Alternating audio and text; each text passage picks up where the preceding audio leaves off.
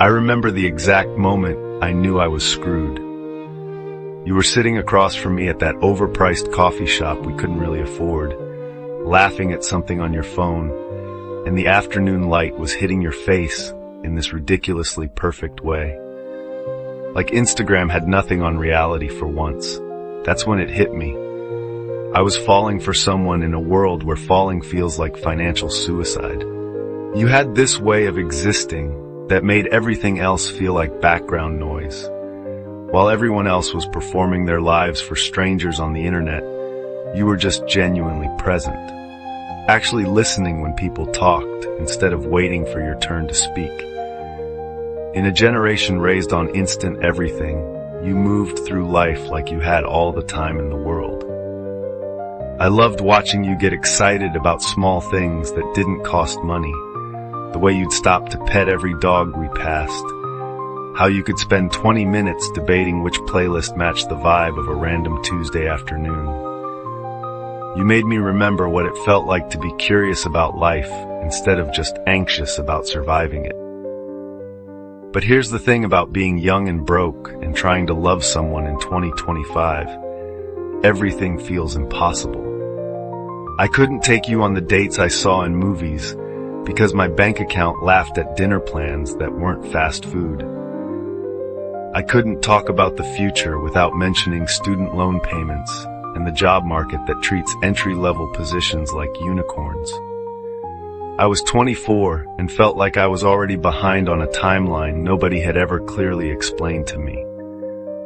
I got really good at pretending it didn't matter, became an expert at casual, at keeping things light, at treating feelings like they were some luxury I couldn't afford yet. I convinced myself that wanting something real was just another millennial stereotype, another way I was failing at adulting correctly. I told myself we were better off as friends until I actually started believing it. But late at night, when the world got quiet and my phone finally stopped buzzing with notifications, I'd think about what it would feel like to stop pretending. To actually tell you that your voice was the only thing that could calm down the constant noise in my head. That when you texted me back quickly, it felt like proof that maybe I wasn't as forgettable as I'd convinced myself I was.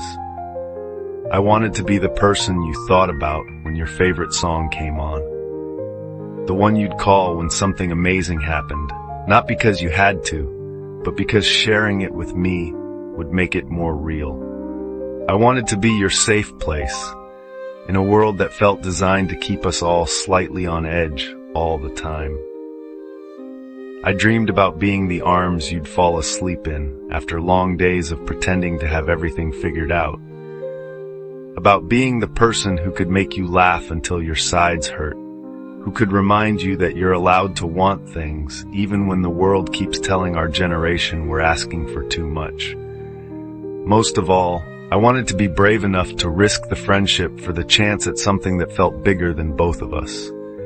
Because the truth is, even if love doesn't last forever, even if we're both still figuring out how to be adults, even if the economy crashes and we end up living with our parents again, I'd still choose you. I'd still walk through every uncertainty this world throws at us, hand in hand, figuring it out as we go.